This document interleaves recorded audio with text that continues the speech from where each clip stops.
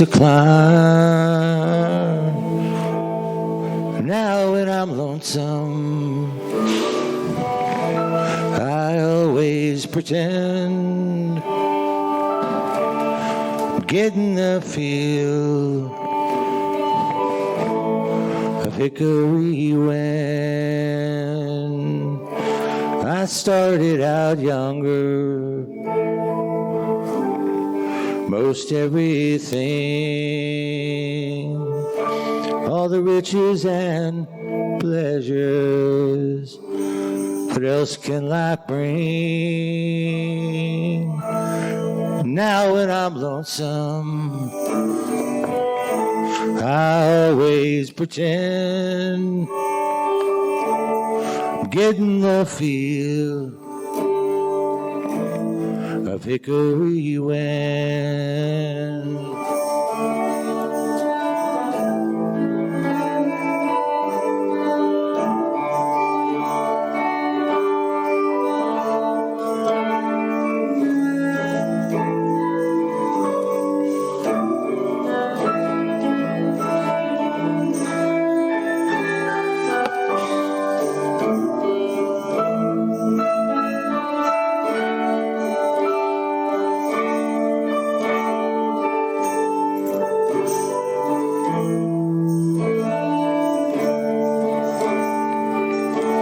It's a hard way to find out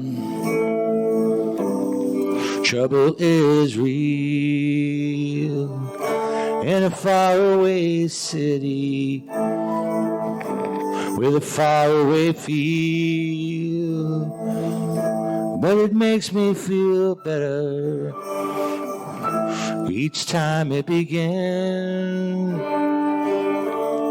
calling me home. Hickory when it's calling me home. Hickory when.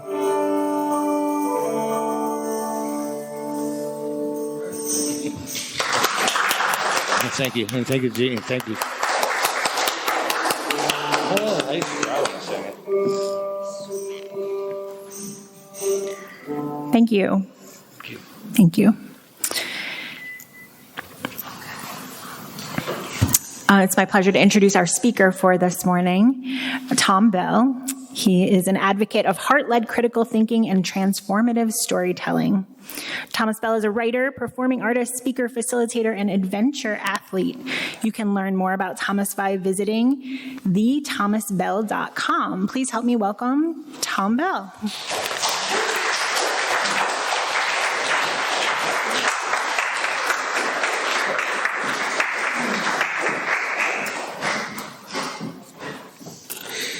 Good morning.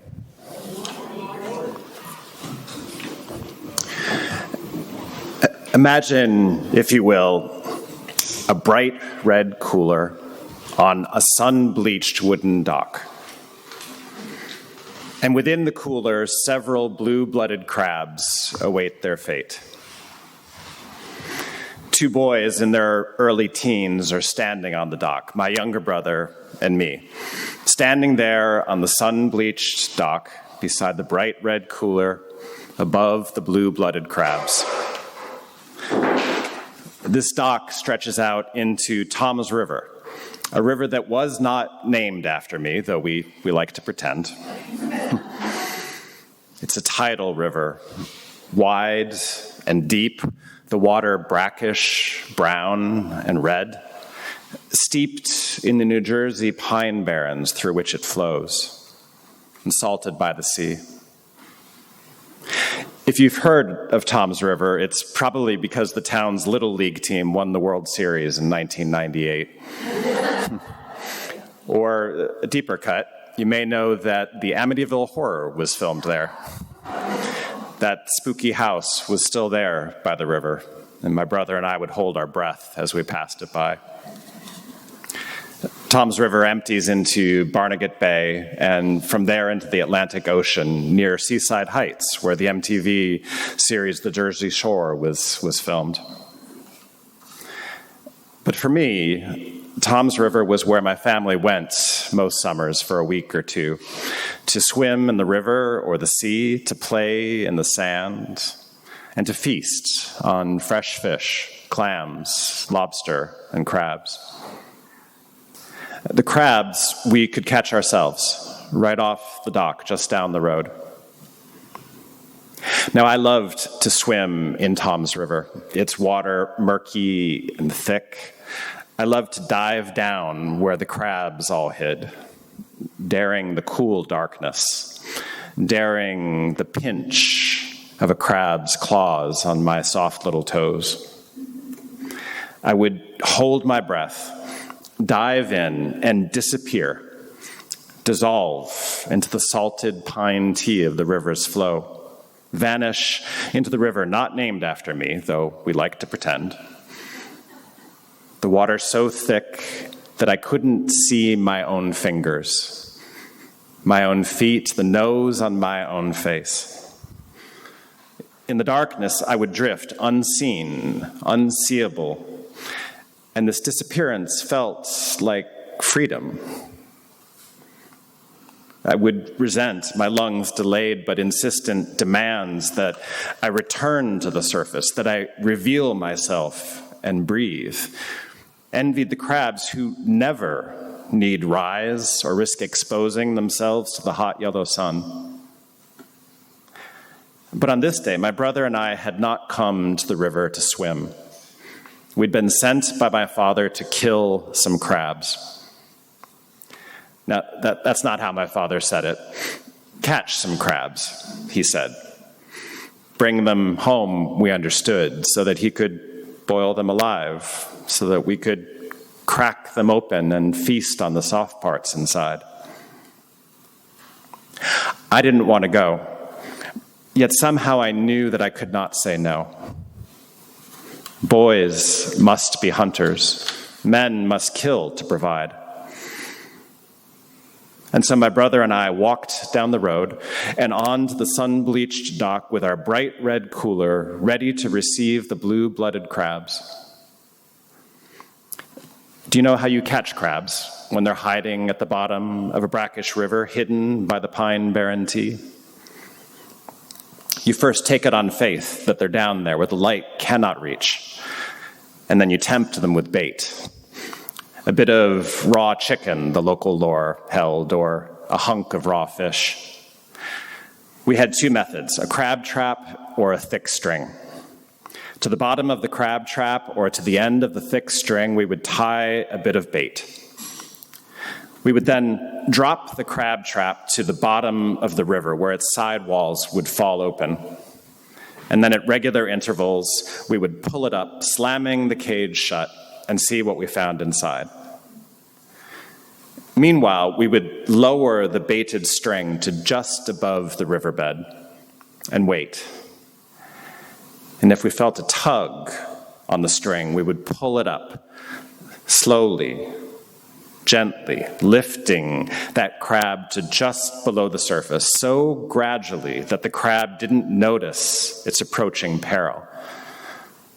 And then we'd slide a net under it before it let go. Both methods require patience and persistence, but the crabs in Tom's River were plentiful, so in time we'd usually catch enough to fill whatever cooler or container we'd brought along to haul them back home.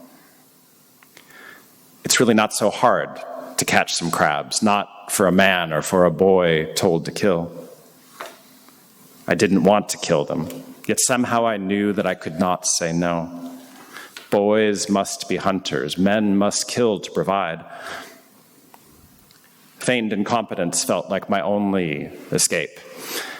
And so on the surface, I did what must be done while sabotaging my own efforts beneath the reach of the sun. I would tug a little too suddenly on that string so the crab would let go and escape the net. I would jerk the trap up briefly, then drop it again before drawing it up, giving the crabs a fair warning that they should scuttle away. Many did swim free, but not all could slip through.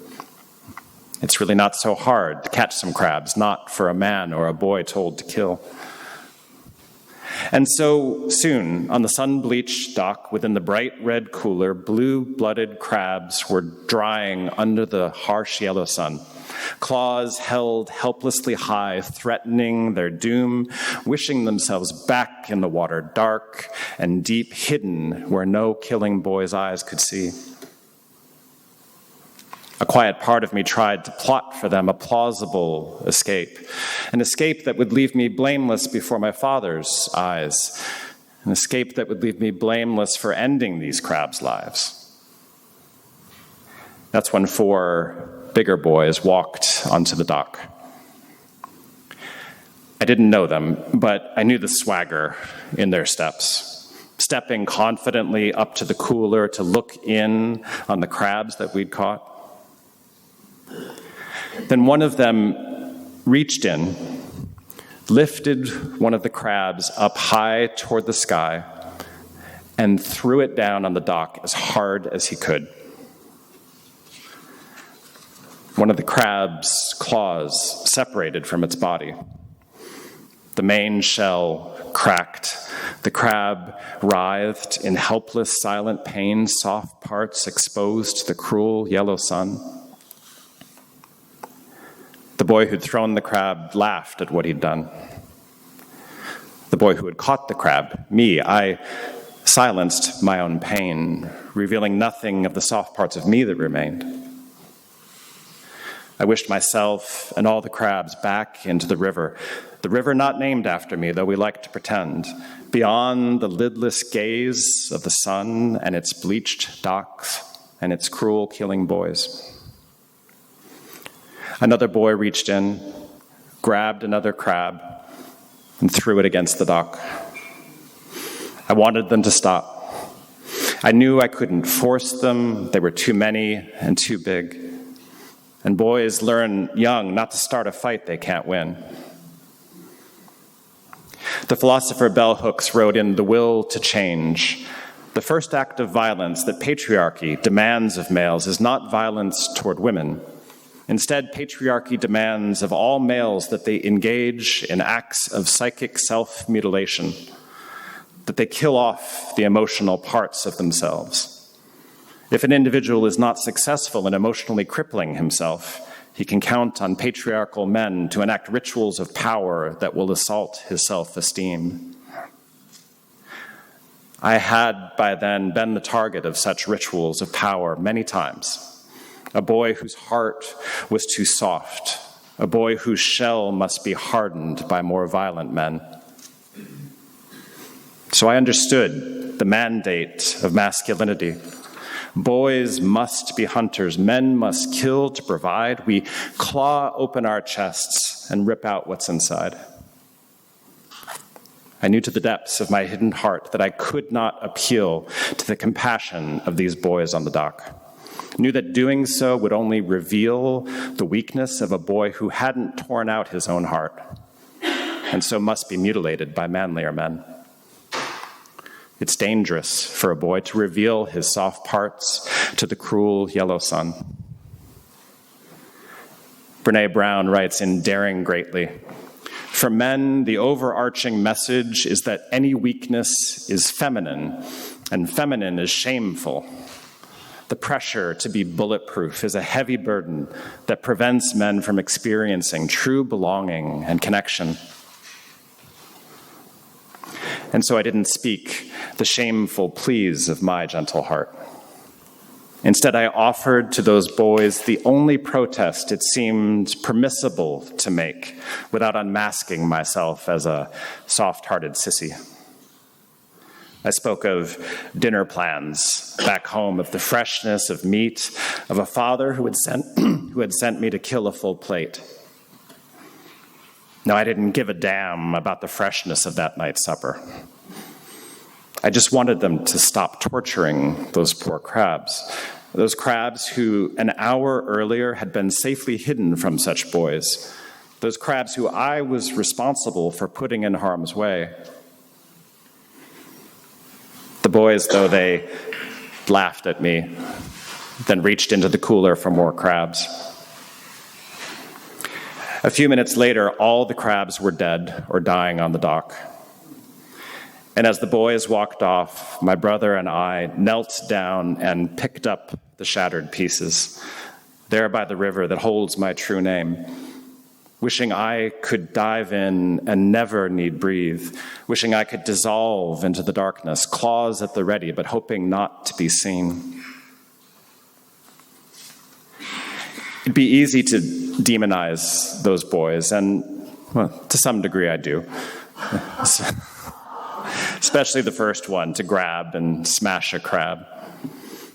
I wonder sometimes what sorts of men they grew up to be. But I also understand what had been done to them long before they arrived on that dock. The psychologist Terry Real wrote in I Don't Want to Talk About It, the socialization of boys involves a systematic disconnection from their own internal states. We don't just ask boys to be strong, we ask them to be numb. And this numbness is the fertile soil in which male depression and violence grow. The world was doing its best to numb my heart, to convince me, as it had convinced those other boys, to mutilate that part of our hearts that feels compassion for all living beings.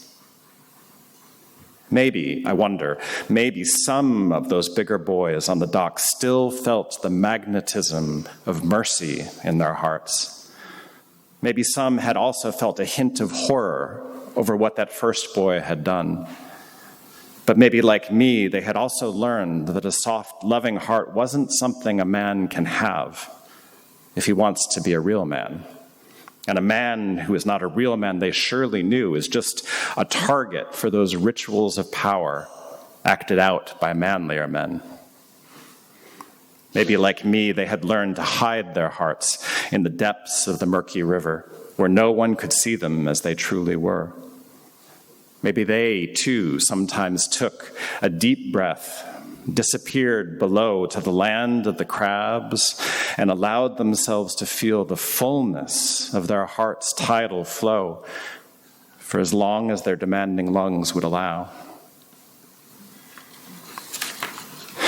Some 4 decades later, I would, of course, show up very differently on that dock.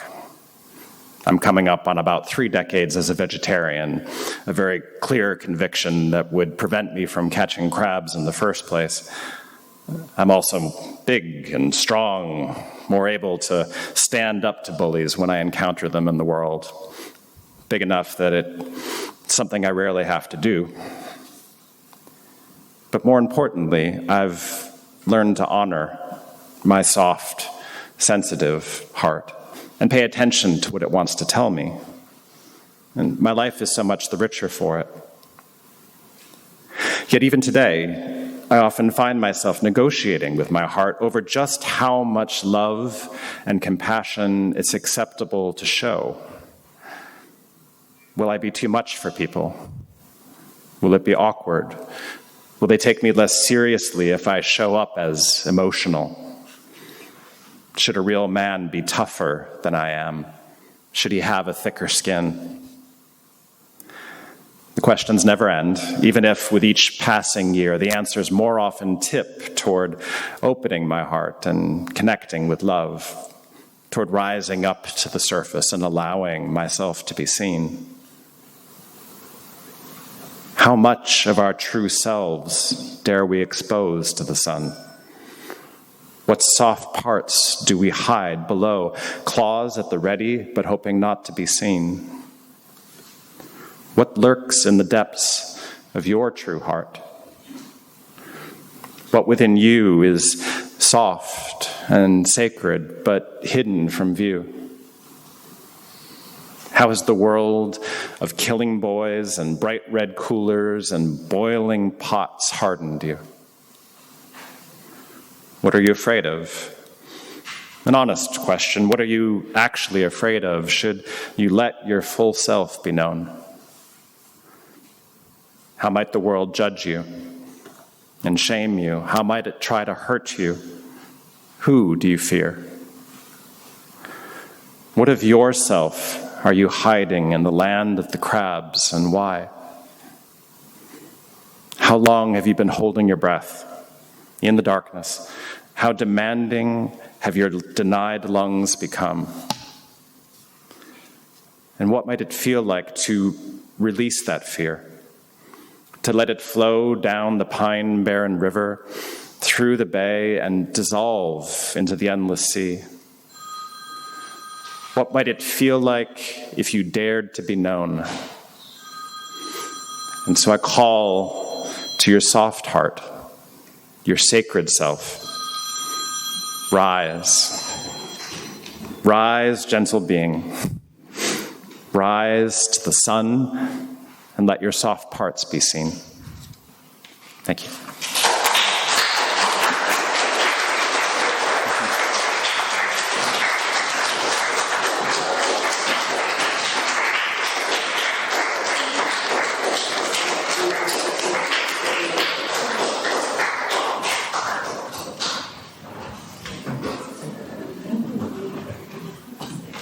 Thank you. Thank you so much. It was beautiful. All right. For our final congregational song, Jean is going to let us know what to do. One thing I learned from our founding minister, Lanier Clance, he said, give yourself permission to repeat things. So, since we have Jeremy here, I want us to do Gimme Shelter again, okay? Now, does everybody have the handout? It's there at the back, they're on the table, if somebody could pass them out to people. And remember, there's lots of musical parts to this, so we sing when Jeremy sings, okay? Okay. And the smudge word in the middle is ice. Murder. Okay? I invite you to stand body and spirit as you are willing and able and sing out.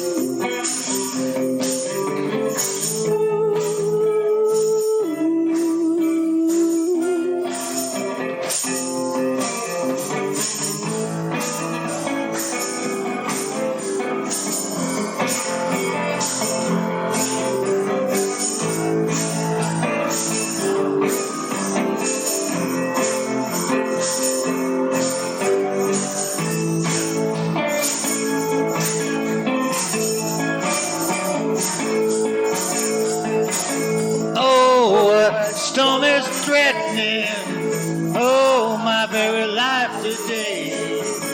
If I don't get some shelter, oh yeah, I'm gonna fade away.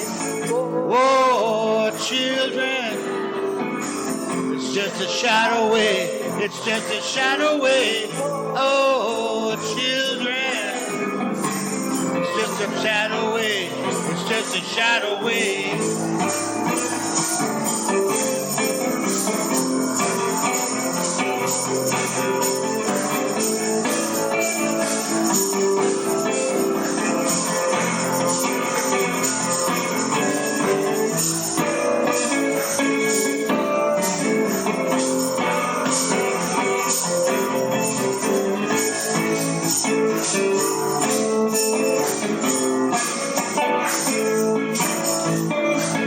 Oh, see the fire is sweeping oh, our very street today. Burns like a red coat carpet, medium bell lost your way. Whoa, children, it's just a shadow away, it's just a shadow away. Whoa, children, yeah, it's just a shadow away, it's just a shadow away. Ice, murder, it's just a shadow away, It's just a shadow with eyes. Murder. It's going a shadow way. It's just a shadow way. It's just eyes. Murder. It's just a shadow way. It's just a shadow with eyes. Murder. It's just a shadow way. It's just a shadow way.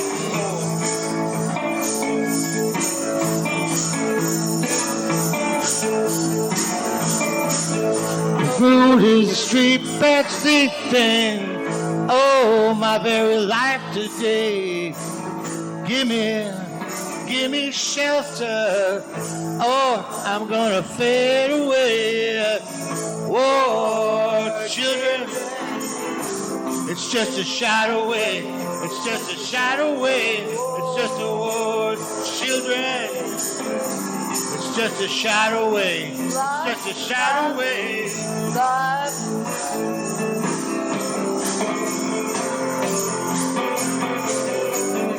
Love, sister. It's just a kiss away. It's just a kiss away. Love, sister. It's just a sad away. It's just a kiss away. It's just a kiss away. Kiss away, kiss away. It's just a cat away. It's just a kiss away. Love, children. It's just a kiss away. It's just a kiss away. Love. It's just a kiss away, kiss away, kiss away. Love.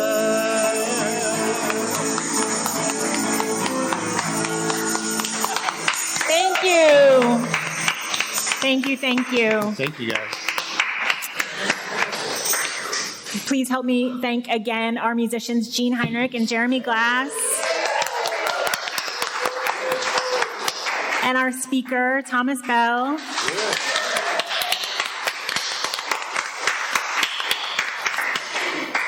Such beautiful reminders to keep our hearts open this morning. I want to remind you that today's the third Sunday, so eat and greet will take place after service, so please stay. I want to tell you that next week, Shanti Price and Dr. John Beasley will be our speakers. Libby will be our facilitator. Libby Ware and Shanti Price and tell me again? The Big Light Band. Big Light Band. Big Light Trio. Shanti loves the song This Little Light of Mine, but she said, actually, it ought to be Big Light. So, yeah. Beautiful. So join us for next week. And don't forget to bring your music lyrics handouts up to the piano. That would be really helpful. Thank you all. Have a wonderful day, a wonderful week. Thank you for joining us. Thank you.